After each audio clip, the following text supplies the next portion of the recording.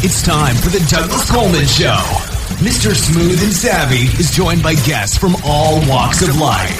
From the entertainment industry to authors to political and social commentators. The famous and not so famous. The controversial and the light and fluffy. We have it all. Now, here is Douglas Coleman. Hello there. Hey there, hi there. Welcome to the Douglas Coleman Show. It's me, Douglas Coleman. How are you? Today is Little Pink House Day. The film is called Little Pink House, and we are featuring the producer, Ted Balaker, as well as the writer and director, Courtney Moorhead Balaker, a husband and wife team which run a production company called Korchula Productions.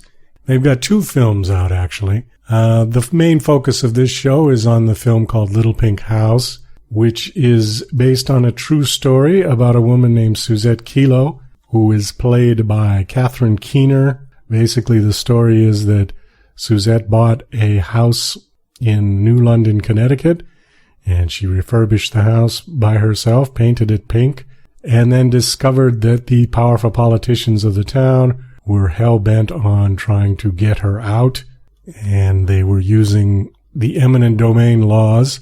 She took the fight all the way to the U.S. Supreme Court, and the U.S. Supreme Court unfortunately ruled against her in probably one of the worst decisions that the court has ever made. It's a great film. I highly recommend it. It is available on Amazon for rental or for purchase. The other film that their production company has done, which we talk about, Ted and I talk about a bit during his interview, is called Can We Take a Joke? And this film is a documentary film which features comedians Gilbert Gottfried, Penn Jillette, Lisa Lampanelli, and Jim Norton. It takes a look at the outrage mob culture in this country and how some people are simply offended by anything anyone says. They are challenging our First Amendment rights to free speech, and they are using social media in a sort of modern-day online lynch mob. Again, the film is called Can We Take a Joke? That is also available on Amazon.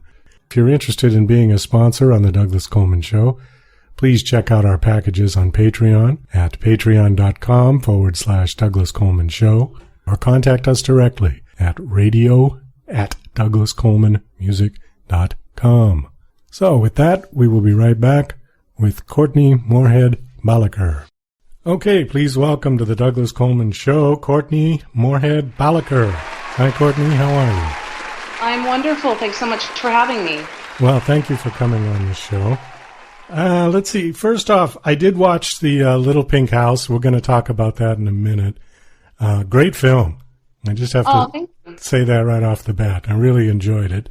Got a couple questions for you on it. But before we get to that, if you wouldn't mind just giving us a quick background of kind of what you do and how you got started, and then we'll talk about the film. Absolutely. Well, I am a feature filmmaker. I co-founded a company called Korchula Productions with my husband and producing partner, Ted Balaker, and our motto is making important ideas entertaining. So we have been in existence for about 7 years, and we've made 2 feature films. One is a documentary that I produced and my husband directed called Can We Take a Joke?, which focuses on the importance of free speech and comedy. And the second is Little Pink House, which I wrote and directed, adapted it from a book, which is based on a true story. Stars Catherine Keener and Jeanne Tripplehorn. My husband Ted produced it. My background is mainly I started off as an off-Broadway theater director in New York, and I started fantasizing about shifting into film. I've always loved film. I think that's always what I really wanted to do, but I also loved theater, and I'm really happy that I have a theater background for a variety of reasons. But my husband and I, we decided to move to Los Angeles, and I basically had to restart my career. I didn't know anything about film, how to make them, how they get made. So I started off just at the grunt level answering phones at a literary agency, and I learned about scripts and how they're written and how they're sold and how they're made, and then I shifted over into actually being on set, and that led me to on the producer path, which was fascinating. It wasn't really my goal, but that's what I ended up doing for, I want to say almost 10 years. And then I said, hey, I came out here to direct. And so this is not the first feature I've produced, but it's the first feature I've directed. Now, I've interviewed several actors who were theater actors, trained theater actors, and then they made the transition to film. But I think you're the first one that was a theater director that made the transition to film. How different is it, directing a Broadway play versus directing a film? My personal opinion is it's an entirely different world. I mean, it's phenomenally different. With theater, you basically, and I did off Broadway, so I was doing, fairly shows with very conservative budgets, shall we say. Okay. So you really just, you have very little to work with. What you have is hopefully a wonderful script and fabulous actors and maybe a great set. But what it forces you to do is it really forces you to focus on the dialogue and the craft of acting. You don't have the luxury of communicating something with an amazing camera angle or special effect. You have your actor, you have your words. So it really, I think, in my personal opinion, it was a great way to form the craft of directing because I had to work with such raw materials, and you have to make those raw materials pop and be emotionally accessible to an audience. With film, you have to use those very things. You still need an amazing script, you still need amazing actors, but you have to tell the story in a very different way visually, and you have to really learn the medium. What assets do I have with the technology and camera angles, and what can I communicate, or how can I tell the story only visually without using any dialogue? So it was a real learning curve for me. But as I said, I always loved watching films growing up. I mean, from as long back as I can recall. So it wasn't, the transition ultimately was really exciting and fun for me. But it really was learning just an entirely new medium in many ways. Also, you can't retake. No, that's an excellent point. I mean, the one thing that you will never get on a film set is that tension and anxiety of, oh boy, if this doesn't go well, you don't get a retake. It's one shot only tonight. And there's an exhilaration of that, and the actors feel it and the directors feel it. And it obviously puts a certain incentive in front of the actor that maybe they don't have in film, because you're absolutely right. You just get one shot every single night. You don't get to redo a line. You don't get to, if you forget your blocking, if you forget a scene, that's it. So there is a luxury with film where you do have a few shots at correcting errors if you need to. Well, you mentioned blocking, and I think that's a good point, because if you do a take on a film and you're looking at it through the viewer thing, and it doesn't, like, you don't think the actors are standing in the right place, you can move them and do it again, right? But right. With the theater, you don't get that luxury. You don't get that opportunity. Well, but one luxury I would say you do get with theater is that you have so much more rehearsal time, so that you can figure those things out and solve those problems way ahead of time. With independent film, and every film's different, it's not very common that you get a lot of rehearsal time with independent film, and often you don't get any. You pretty much, maybe there's a table read, but I know many independent films that don't even have that because of actors' availability. So, there is a spontaneity that you have to embrace with independent film, especially low budget independent films, because you don't have that 4-week rehearsal period where you could figure all those things out. Sometimes you have to figure them out the day of. Well, that's very true. I want to bring up a point on your bio, and you had mentioned it, that your production company, and I'll just quote it off here, it says, making important ideas entertaining. further on down, you worked on a PBS documentary, featured interviews with a lot of very famous people. The one that caught my eye was Norman Lear.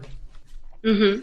And it brings me to a point, because Norman Lear was pretty groundbreaking with All in the Family in terms of taking real political issues at the time and making it funny, making it entertaining for a mass audience, things that were very serious at the time and not funny at all. Mm-hmm. On the other hand, you had shows like, well, I don't want to go back to Leave It to Beaver, but let's say like Seinfeld, okay, which really was, a lot about nothing, I think is what they used, right? Right. Where it was just kind of light and fluffy and there was no serious sort of political track or social comment or anything like that. What do you prefer doing? Do you prefer to have some kind of a political message or a social message included in your work, or would you be content doing a light and fluffy kind of thing? It's a great question. I don't think it's important to me to have any political message at all. Little Pink House does have some, political issues that it deals with, obviously. But for me, that film wasn't about the politics. It was about, is it okay for the government to take your home and hand it over to a private corporation because they can build something better? It was a fascinating moral question for me, rather than a political question. But to answer your question, I think what is necessary in order for me or for my husband and me to get involved in a project is it has to be about something that is meaningful and that human beings can relate to. And whether that's a social issue, whether that's a political issue, that's our mandate. I mean, I cut my teeth in film producing low-budget horror films, and they were slasher films. Okay. I worked on a few American Pie movies during this time as well, teen sex comedies. So I worked on a lot, and I'm proud of all of those projects that I did, because I learned so much and I met so many great people, and it taught me how to make movies. But after a while, after you make a certain amount of horror films and you're just watching people get stabbed and mutilated, you're like, am I really making the world a better place by putting this content into the world? And the answer for me was no. I mean, it's entertaining stuff, but at some point I just felt like if I'm going to be doing this, I need to be doing this and feeling like I'm making something that hopefully makes the world a better place, or creates meaningful conversation at the very least. So for us, making important ideas is really just about that. We want to make films that make people think, that make people feel, that maybe make a difference, but ultimately entertain as well. Tell me a little bit about Can We Take a Joke? Well, Can We Take a Joke? It actually started off as a short film that my husband made with this organization called FIRE, the Foundation for Individual Rights and Education. They're a fantastic organization, and they do great work at protecting students and administrators and teachers all over the country at colleges by protecting their free speech rights. And we were focusing on, just sort of this idea of certain college students, particularly ones who were, finding their voice as stand-up comedians and got all sorts of backlash. And then we looked around us and we saw Chris Rock and Jerry Seinfeld saying things like, I won't perform on a college campus anymore, because it's just the political correctness is killing the craft. And we're like, whoa, this is way bigger than just college. And then you see things like, Gilbert Gottfried getting fired for telling jokes. And so we wanted to explore what we were calling the outrage mob. We still call it the outrage mob because we made this film a few years ago, but it seems like it's still pretty timely, where it seems like a lot of people are very focused on being offended and looking for ways to be offended. Yeah, I agree. what's dangerous about that is that comedy is a very experimental art form. And some brands of comedy is entirely offensive, and that's the whole point. But to censor comics or to punish comics for doing exactly what they're paid to do, or what their craft dictates, is kind of absurd. So we made this documentary. We interviewed Gilbert Gottfried for one, Lisa Lampanelli, Jim Norton, comics whose brand of comedy is exactly that, kind of blue and offensive. And then we went back to the college campus, and we kind of explored what's going on here, and maybe this is where it's coming from. Are people being taught to be offended?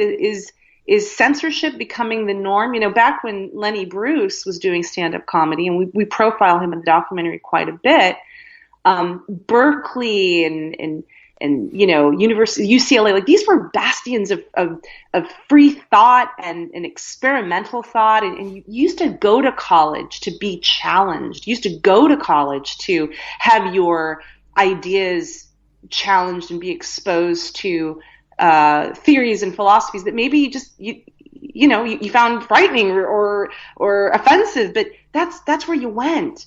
And Lenny Bruce would go to Berkeley, and if he were alive now, I don't think Berkeley would let him on the campus. And there's something really fascinating to us about that. So we talk about college. We interview some college students, as I mentioned, some of whom were finding their voices as stand-up comics, and one in particular, this guy, I can't recall which university he went to, but he did a show. It was very South Park-esque, as you probably know. South Park, they delight in basically offending everyone. That's the brand of the show. And he did a show that was very much in the vein of that. And he even had a sign outside of the theater warning people the content of the show is very, very offensive. Well, administrators, college administrators, and by the way, this is a public college, it's not a private school. College administrators hired students to basically go into the audience and shout the show down while the show is playing. This kid was afraid. He had death threats against him. He had to have police escort on campus at one point. All for a play, a show. A theatrical show. So these are the types of things that we wanted people to discuss, at least. And we had a phenomenal college tour with this movie. We had over 200 colleges screen the movie, and these screenings were co-hosted by like the college Democrats and the college Republicans, and there were only a few incidents where there was a protest here or there, but for the most part, Douglas, these college students would watch this movie, and even though they disagreed on many things, it spawned really deep and wonderful conversation where people just talked about how they feel about this issue of free speech and censorship. I think we need more of that in this country at the moment, is more talking and less shouting. And, I agree. Where is this film available now? Is it on Netflix or Amazon or... Can we take a joke? Absolutely, It's on Amazon. I know that. It might be on Netflix still. If you just Google "Can we take a joke," you'll be able to find it. It may still even be available on cable VOD, but definitely on Amazon. iTunes, I know it's available on as well. Oh, okay. No, because I'd like to watch it. So. Oh yeah, please do. Add it on my short list. It was funny, while you were talking about that, I interviewed a comedian a few months ago whose name is Chuck Roy. And he does his whole comedy shtick, basically, on being a gay Republican. Mm-hmm. And he says they don't know what to do with him, because on the one hand, he's gay, and so he's supposed to be liberal, and he's supposed to, right? But politically, he's very conservative. And he said when he goes to some of these, sort of ultra-liberal colleges, they're not quite sure what to do with him. They don't know where to pigeonhole him. That's great. They just can't put him in that nice, tidy, neat category. No, absolutely not. Oh, he was a lot of fun to talk to. I bet. Okay, let's get to Little Pink House. Basically, this story is about Suzette Kelo, who bought a little house. I don't want to give the whole thing away, but the story has been told. It's a true story, so there's no, what do you call it, spoiler? I don't think we're going to have a spoiler on this one. So anyways, she buys a little house in, was it New Haven, right? New London, Connecticut. Oh, New London, Connecticut. Okay. Yep. And she fixes it all up and makes it nice, and then the Pfizer Corporation comes in and tries first to buy it, and she doesn't want to sell, and so then they end up taking it by eminent domain, or the government does. And Pfizer set up that corporation basically under the table to be able to exercise the eminent domain. Is that correct? Very, very close. Okay. Pfizer, it's a very complicated story that took about this whole ordeal was about 10 years in the making. Basically, New London was an economically depressed town. This was back in the late 90s, and there was a governor who was up for re-election, and he really wanted the vote in this particular area of Connecticut. And he wanted to basically come in and be the hero and bring in a multi-billion-dollar company to revive the economy. So he set up something called the New London Development Corporation. It's a nonprofit. It's really a government organization, even though it's considered a private nonprofit, to go out and find that multi-billion-dollar company. And they found Pfizer. Pfizer was right across the river. It's called the Thames River in New London. And they had just invented Viagra, and they were looking to build more stuff in the area, basically a campus for people who would come and visit, more production facilities. And New London was actually not right for them. It was too small. There was a really dirty former sewage plant that needed a $10 million cleanup. But the city really wanted them there because they thought, hey, if you build here, you'll create jobs and generate tax revenue. So the sad part is Pfizer actually never did offer money to Suzette Kelo or her neighbors. They didn't have to, because the city said, well, if you need more space, if you want us to clean up the area, we'll do it. We'll do it for you. So they used taxpayer money to basically do all of the stuff so Pfizer didn't have to spend a dime. And then in terms of getting more space for Pfizer, they said, well, we'll get you more space. We'll kick out all these people, call it blight, just give you as much space as you need. And Suzette said, I'm not leaving. I just moved here. Like, as you just mentioned, she found this cottage, fixed it up with her bare hands, and she fought. She fought the government. She fought Pfizer. And her case went all the way to the United States Supreme Court. And because of her fight, millions of Americans ended up getting to keep their homes because it was such an outrageous case and it was an outrageous decision. But it really is just the classic case of cronyism. You have very powerful people in the government teaming up with very powerful people in a big corporation, and the little guy gets kicked out. Oh, one thing I did want to mention before we talk about, I like the skunk. I thought that was a great twist. Just a real surprise there. I really got a kick out of the skunk. Oh, good. Good. Thank you. What was interesting to me was that in the end, Pfizer never built on her land. Yes. You have that thing on the end where she's just standing there, and so they demolished her house, but they didn't use the land. Where did they end up building? They built a few things not on her land, a few other spots in New London that were areas that they wanted and needed. Ultimately, they left. So, yeah, I mean, I don't know. Some people call it tragic. Some people call it victorious that they ended up never building.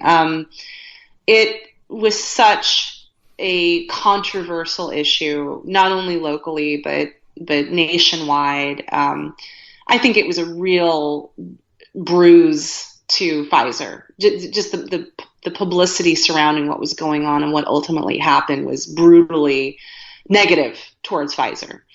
The town was, beyond devastated. The people who lost their homes, and it was just such a contentious, brutal 10-year ordeal. ultimately, and I believe we mentioned this at the end of the film, Pfizer's tax breaks expired. That was one of the reasons they ended up leaving. All of this took way longer than anyone anticipated or even wanted. But yeah, to this day, I mean, I was just out there in April when the film premiered in theaters. I was in New London. We actually had our very first theatrical screening in New London, Connecticut, at this theater called the Guard Theater, and it seats about 1,500 people. And the owner of the Guard kept saying to me, "You need to premiere it here. We'll sell it out. We'll sell it out." And I said, "There's no way you're going to sell out a 1,500 seat theater for a film." Well, he proved me wrong. Wow, that's great. We were turning people away. People were asking if they could bring their fold-out chairs and sit in the back. It was absolutely phenomenal. The reason I bring that up is because, it's been 13 years since the decision came down, and people are still passionate about what happened there.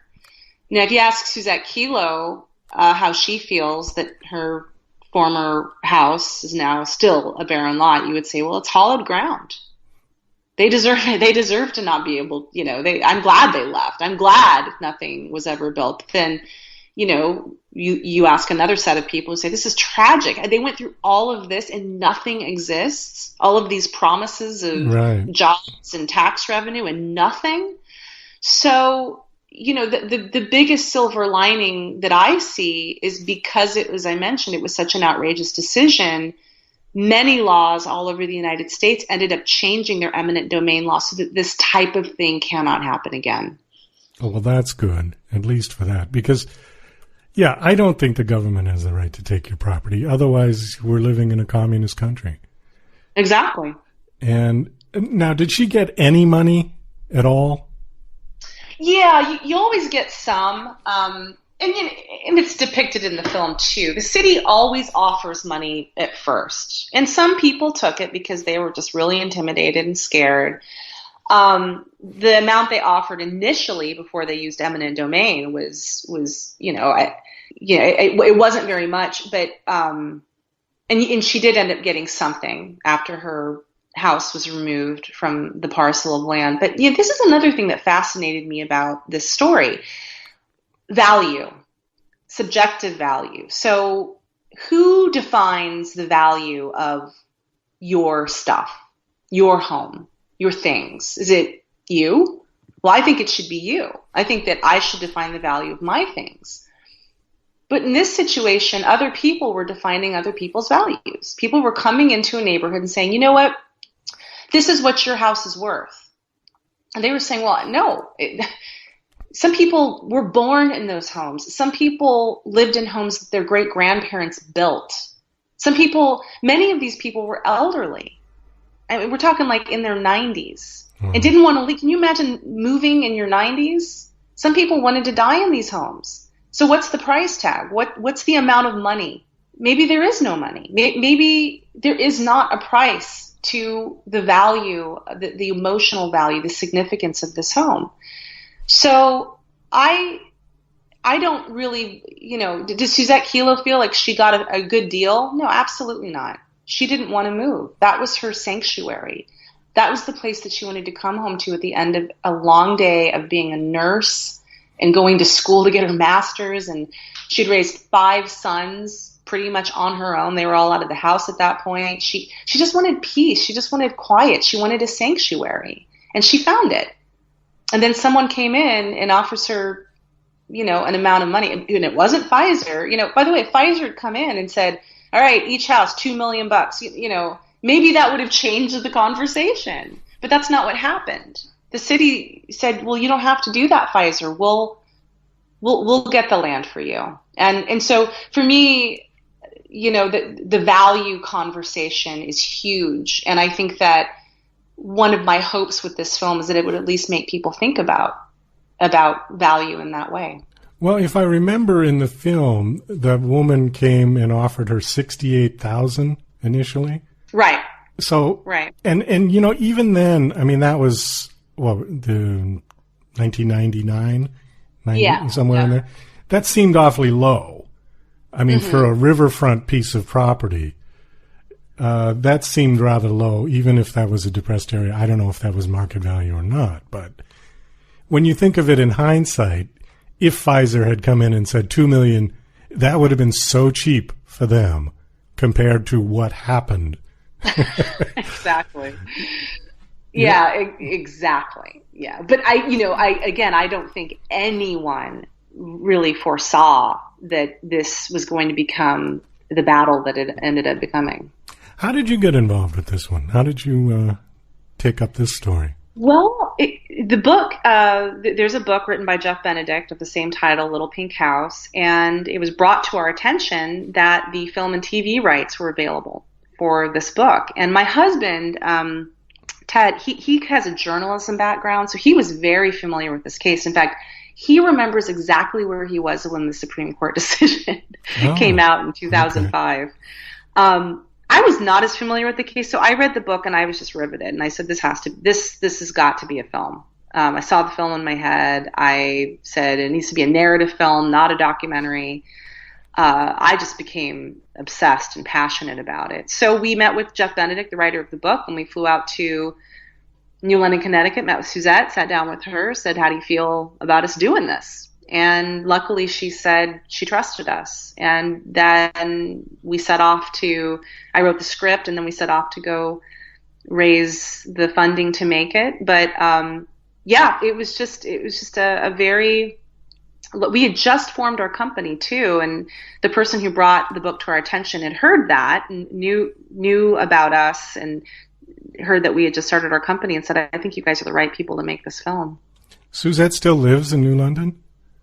She lives about half an hour outside of New London. No, she's not there anymore, okay. But close. God, yeah. I think if I was her, I'd want to move, as far away from there as possible. Yep. Yeah. And well, she's got family in the area, so she didn't want to go too far. But no, she doesn't. I mean, just like you said, can you imagine just staying in that town after what happened? So who actually owns her land at this point? Well, the city of New London, I believe. Okay.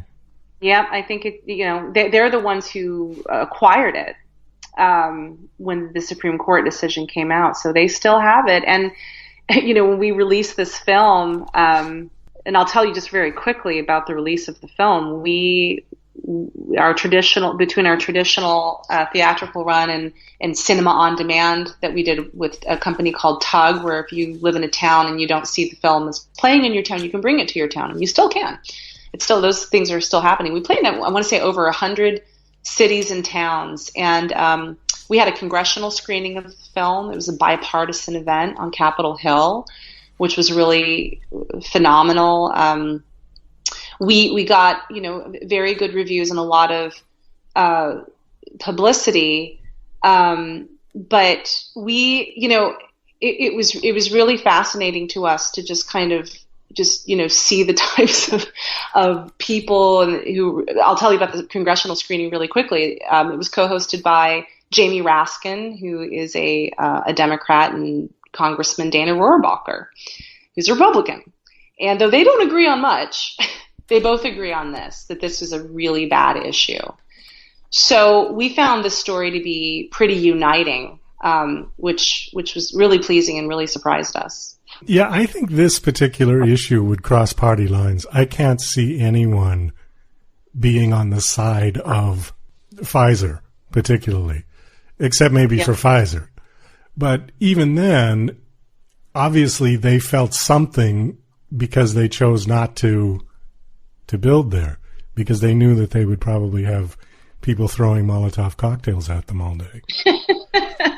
That could have been it. Yeah, that could have been part of it. I mean, it was so complicated, and I used to be very immersed in the aftermath, and forgive me, it's been a very long time since I've read the book. But as you mentioned, it's hard to imagine people being on the side of the Supreme Court's decision, which basically, allowed the city to kick these people off of their property. One of Suzette Kelo's most famous opponents, someone who loved this decision and was on the side of the Supreme Court, is Donald Trump. We made this film when we were making this film, when we were shooting the film.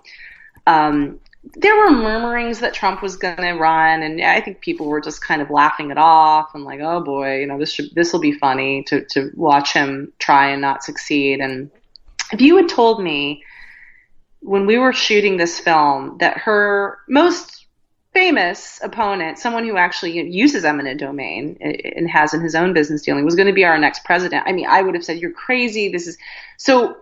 Just the timing of our release of this film, we didn't plan it this way. Who would have known that it would have come out when, you know, Donald Trump is our president? So there are people that, I mean, he literally said in regard to the Kelo case when it came out, I think eminent domain is great. Like, he literally supported it, like this use of eminent domain. So it's, you know, it'll shock you. And another thing that really surprises people is how the decision came down. It was a 4-5 decision. It was super close.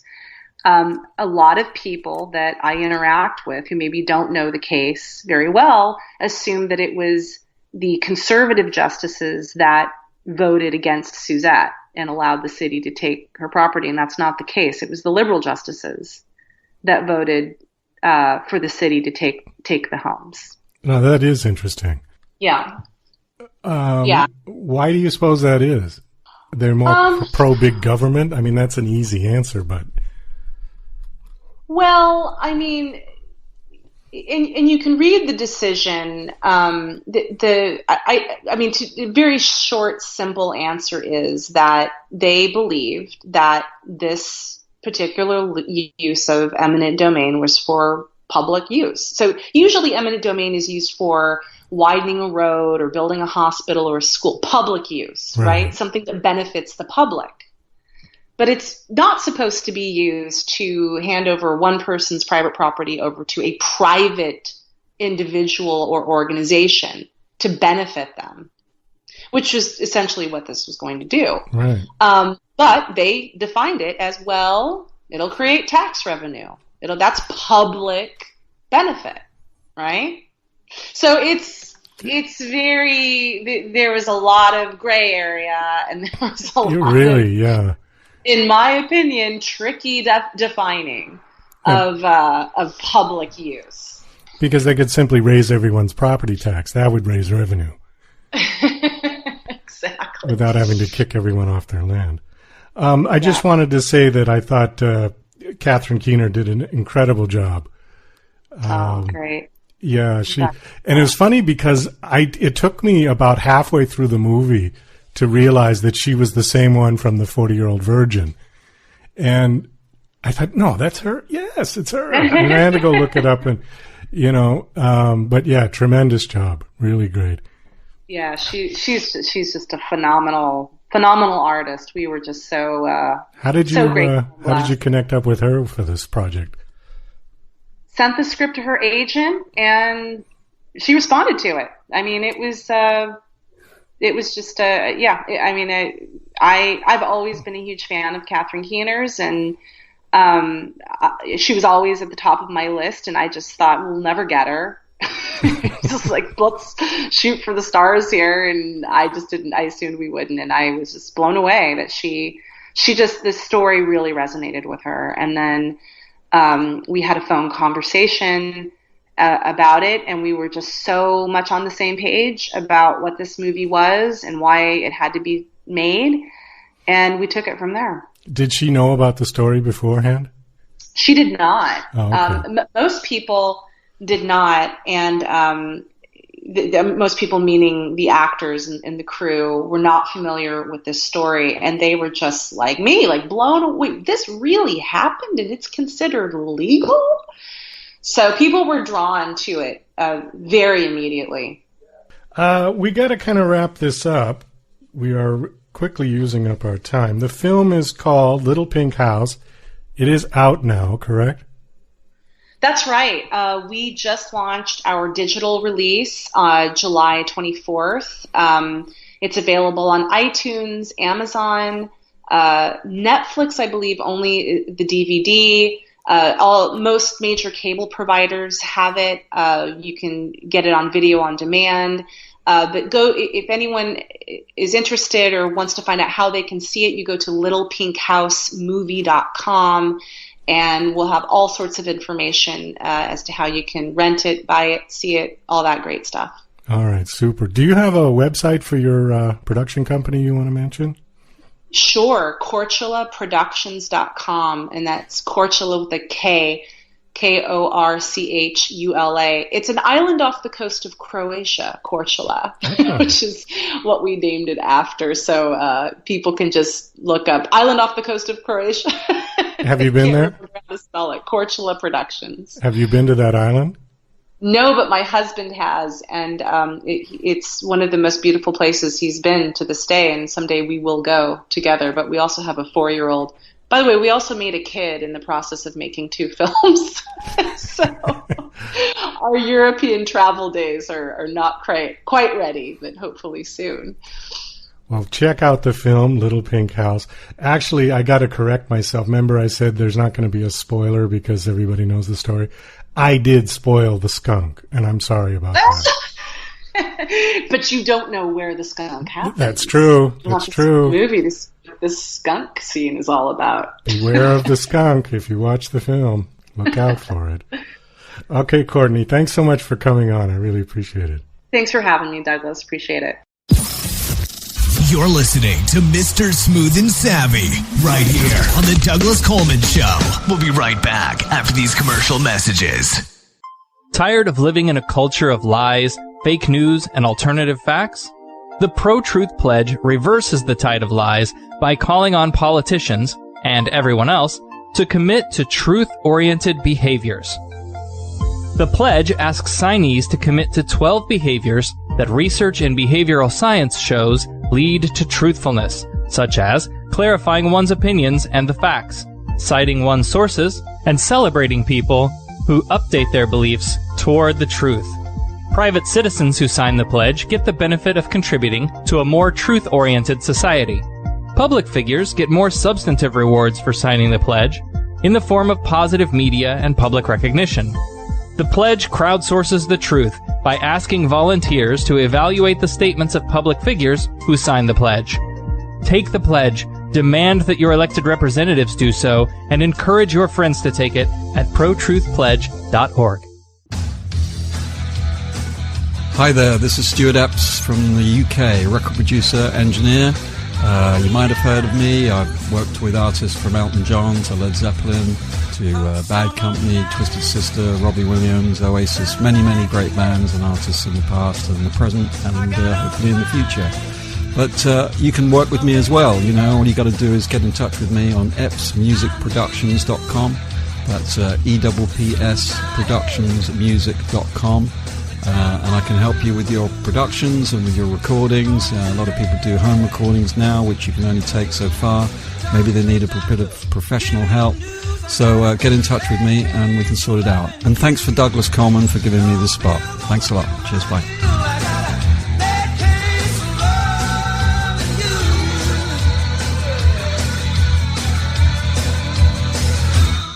Acclaimed author of Garden, Jane Yates brings you the first book in a new trilogy, Octopus Pirate, a story of a foundling who has unusual talents, such as the ability to communicate with octopuses.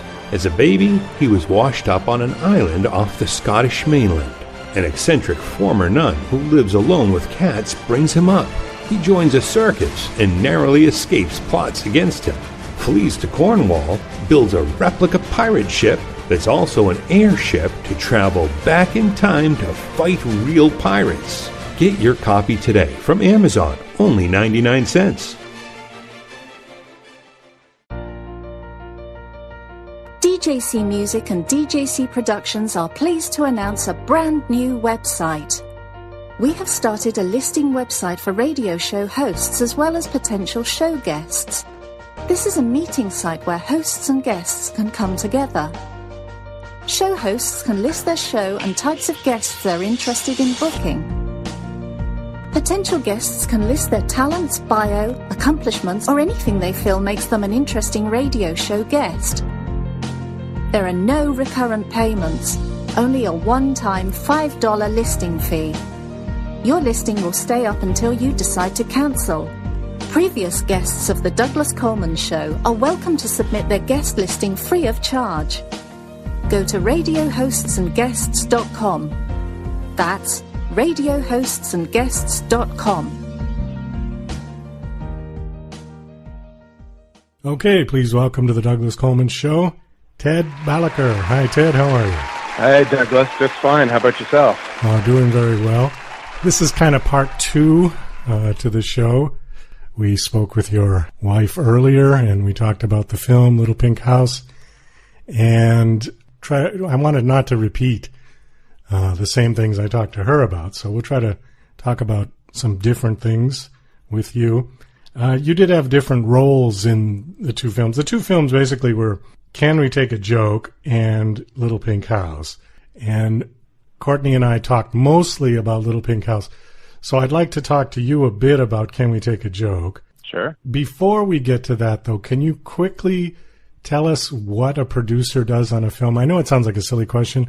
I think producer is a little bit more ambiguous than what a director might do or what the actor does. So what exactly does the producer do? Yeah, that's a very, very good question. And I guess I'll give you the lame answer first, which is it depends. From movie to movie, any given producer could have vastly different roles. But just focusing on, for instance, Little Pink House, I was the producer there, and Courtney was the director. For Can We Take a Joke, we flipped it. I was the director, and she was the producer. So I'll talk about what I did for Little Pink House. It really is. For me, it was a job of a lot of different hats. But it started with just the idea to make the movie in the first place. That was, as Courtney and we had to decide that. So that was the big first step. The Institute for Justice came to us and told us that the film rights to this book, Little Pink House, were available. And so just vetting the project itself is very important. We literally made a pro and con list and then decided to proceed with the film. And then once that was done, then script writing commenced, and we developed the script together, Courtney and me, but she was a screenwriter, so she was the one putting in long hours, and then we would go over drafts together, and I would make suggestions and notes and so forth. Then fundraising was another big part. I took the lead in that, but she worked very closely with me in that. And then it goes right into, another big thing was location scouting, figuring out where we were going to shoot the film. We both did that kind of in tandem, and we crisscrossed America and ended up in Canada. And then casting, she took the lead on that, but we were making those decisions together. There's a lot of business things that go into it. And then once you're on the set, she was the director, so she was definitely the captain of the ship, but then I was there, with suggestions and input through shooting and then editing. And a lot of what I do is kind of tell the big picture story of the story, why this story is important and how it fits into the larger issues of eminent domain abuse and what we call legalized bullying, because our production company is devoted to making important ideas entertaining, and often that can be pretty challenging to do. And so you've got something that's important, and then you have to add, we call that the steak, and then you have to add the sizzle to the steak and be able to explain that to people, why this story is important, but also why they're going to have a lot of fun watching it. Okay, so one could equate the producer of a film to like the CEO. You kind of... Yeah, I think so. That's, yeah. Okay. All right. No, sometimes people don't know exactly what the producer does, and then, there's the executive producers and blah, blah, blah. Oh, yeah. It goes on. But, okay. Well, that's a good... Yeah, they can have vastly different roles from movie to movie, like I mentioned. True. All right. Let's talk a little bit about Can We Take a Joke? I just watched that earlier today. Okay. When Courtney mentioned it, I was really interested to watch it, so I found it on Amazon and I watched it, and I really liked it. I think it's an important message. I like the way it was put together. I like the people that were in it. The one point, obviously the point is about free speech being challenged and the outrage mob, or the outrage culture, I like that term, that seems to be offended by basically everything anybody says. It is a real threat to our free speech society and to our First Amendment rights. And I think that showing that the comedians are the ones that are taking it, they're sort of the front line of this battle, if you will.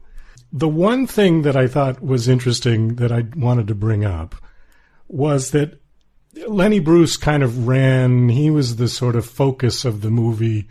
He ran throughout the theme of Lenny Bruce because he was the sort of the pioneer, if you will. And it was arrested numerous times, that whole story.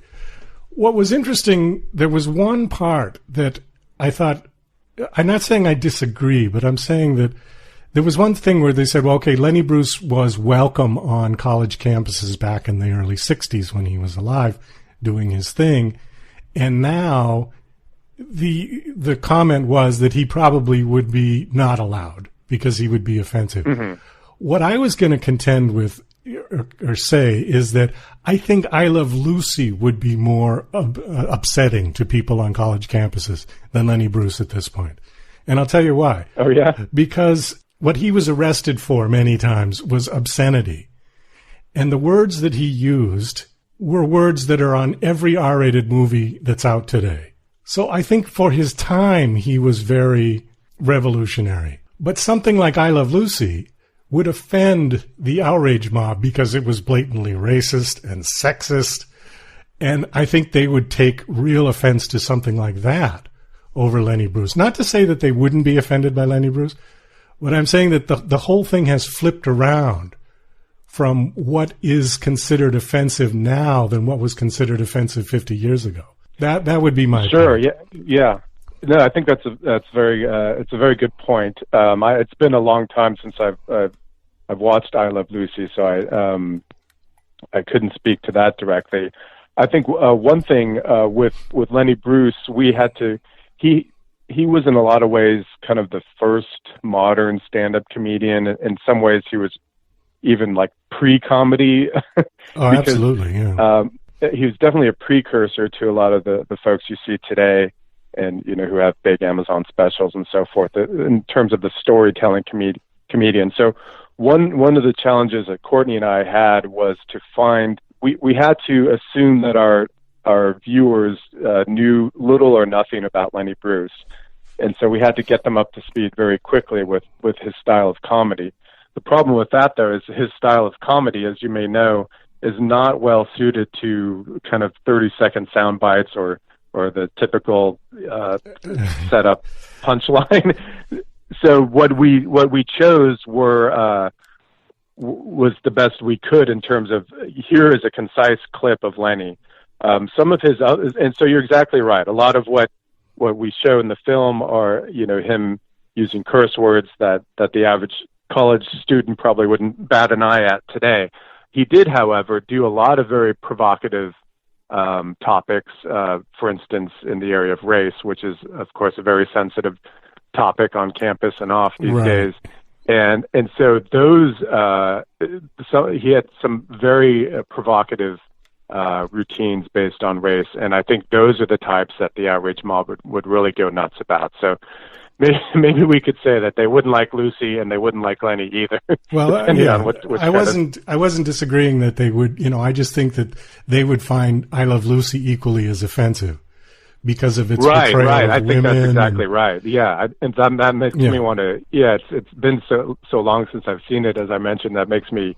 It's always interesting to watch something like that again, and see how it would be consumed for a modern audience. Well, what's interesting to me, and your movie brought up the point for me, is that I'm 56 years old, so I grew up with a lot of that as a kid. And what was considered acceptable comedy then would not be now. Buck Henry in the 70s did on Saturday Night Live, did a whole comedy skit that was repeated several times about pedophilia, where he played this dirty guy who came over to babysit two little girls that were played by Gilda Radner and Lorraine Newman. And it was all made a joke. I would want to ask Lorne Michaels now if he would air that today. If somebody wrote that same script now, if he would air that. And I bet his answer would be no. Because there's certain things that just you don't talk about. And I think Penn Jillette said something about you do not make jokes about rape culture. He said you just don't, right? So my question to you is, should anything be taboo? Should anything be forbidden to joke about? Yeah, that's a very good question, and it's a very challenging one. I think the big thing to keep in mind is context. And if you have, a lot of times these days, people are watching clips on YouTube, and if you're a fan or your listeners are fans of going to live comedy clubs, especially smaller clubs, you and they will know that it's an extremely different environment from when you're in a small, intimate club versus when you're watching something on YouTube. So my inclination is to err on the side of more speech and allowing more things. Now, what that means is that it's just legal to do so. Now, any individual person can say that's out of bounds and I don't like that. I don't think that's funny. Choose not to patronize a comedian. What I have a harder problem with is certainly, outright censorship, but then even apart from that is kind of the outrage mob tendencies that we see these days, and that Can We Take a Joke addresses as well, where you actively try to get a comedian fired. You try to ban speakers from campus, because I think what happens a lot of times is we mistake jokes about, sensitive topic A, or jokes that mention sensitive topic A with jokes that make light of that topic. And those are two very different things. That's a good point. That's a very good point. Why is this happening? What is the agenda of the outrage mob? It's a good question, Douglas. What do they hope to achieve? I'll because I try to live by the rules of the film. I'll try to first be generous to the people who I tend to disagree with, and say that there is, definitely there is a part of this that comes from a spirit of goodness, wanting to be inclusive and wanting to end horrible things like racism. And so, we can all be on board with those things, but I think they actually shoot themselves in the foot a lot of times when they go on these crusades, and what they end up doing is not making race relations better, for instance, but making them far worse. And then, so that would be, I guess, the good motivations would be, ending bad things in society. Some of the bad motivations, I think, are just going along with the crowd, being a follower, puffing the virtue signaling has become a term that's been used a lot these days. It's very easy to puff your chest up and to say that you're on the side of the right. And I think it's very, we as, human beings just have a natural inclination to, all else equal, want to side with the easier opinion, with the opinion that everybody else has. And you see that on college campuses a lot, where, if you're a sophomore and you don't have a strong opinion on something, but you see that there's this big angry crowd on one side, you're more inclined to be with that big angry crowd than to be, in the crosshairs of that big angry crowd, or at the very least, just to keep your mouth shut. Well, it's true. I think people in college are just trying to find their own personal identity. And what a better way to do it than to join a group. There was some sarcasm in that statement, but might have got lost. Ted, unfortunately, there goes our 13 to 14 minutes. The movies are called Can We Take a Joke and Little Pink House. Please go check both of them out. They're both on Amazon, I assume. I know Can We Take a Joke is. Little Pink House? Yeah, you can go to their websites. They're in a bunch of different spots, all the usual spots, most of the usual spots, I should say. Okay, super. Well, thank you for coming on for this short little interview, but I really appreciate it. Oh, it's my pleasure. Anytime. Well, that's about all the time we've got for the show today. I want to thank my special guests, Ted Balaker and Courtney Moorhead Balaker. Thank you very much for coming on. I really enjoyed your films. I hope they do well. This is Douglas Coleman saying I'll see you when I see you.